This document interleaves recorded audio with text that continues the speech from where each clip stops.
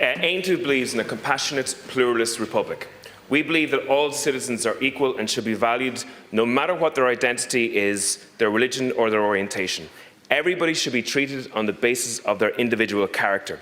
Gender dysphoria is real, it is not easy for anybody, and citizens who have gender dysphoria should be treated with respect and decency.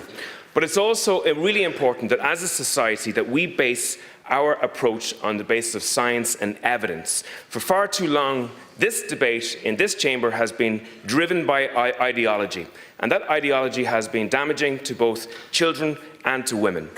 Evidence and science are not optional extras. They are critical in the development of a just and fair society.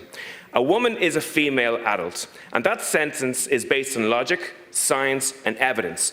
It's a sentence that becomes with ease to most citizens in this country, but incredibly, very few TDs in this chamber are able to say that sentence. Over the last 10 years, this government and campaigning groups have embarked, I believe, on a significant campaign of social engineering. Incredibly, the government have tried to delete the word woman from many different aspects of society. They've even tried to delete the word woman from maternity legislation. The HSE has used words like chest feeding instead of breastfeeding. In HSE literature, they produced a document highlighting issues around cervical checks, saying that people with a cervix need to come to the HSE. Teachers have been told on in-service days not to use the words mother and father in class because it's not inclusive. The NCCEA have links in their websites to materials for teachers which talk about not using the words boys and girls in classes for the same reason. We had a former Taoiseach in this Dáil that put pressure on Irish rugby to reverse their decision to make women's rugby female only. This despite significant evidence which shows that there's enormous damage done by male-born players to female players in that competition. Professor Donal O'Shea of the National Gender Service, a service which is deeply committed to people with gender dysphoria, stated at an Oireachtas committee that activists are brainwashing politicians and HSE management when it comes to proposed new gender recognition laws. Young gay and lesbian people are being told that they're not gay, but that they're in the wrong body. And a consequence of the Gender Recognition Act is that it has actually allowed male-born prisoners to be put in women's prisons in this state.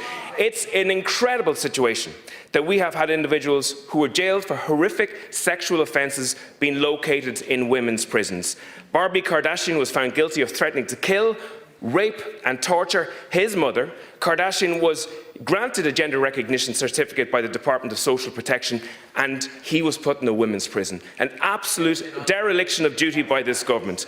Now, your policy on gender affirmation is ignoring the potential comorbidities that can often exist with children and lead them to question their gender. Gender affirmation puts children on a path that can lead to chemicals, puberty blockers and irreversible surgeries, and it never deals with the other comorbidities that they may be dealing with. They can destroy a person's fertility and cause serious health damage, in some cases leading to children detransitioning afterwards. Ireland remains wedded to this policy despite the fact that most other Western countries are reversing from this ideological approach. The debate in Ireland is actually stuck in the past in relation to this. Most of the rest of the world are moving on. The International Olympic Committee is moving to a ban on transgender athletes competing in female Olympic events because it's deeply unfair to women. The NHS in Britain has significantly changed its approach, particularly for minors, by ending gender affirmative care models in youth in England. The US, Denmark, Sweden, Finland have all left WPATH because WPATH is not a clinical protocol. The two most experienced clinicians, Professor O'Shea and Dr. Moran, involved in transgender healthcare in Ireland have made a formal complaint to HICWA for the HSE treatment of children with gender identity issues.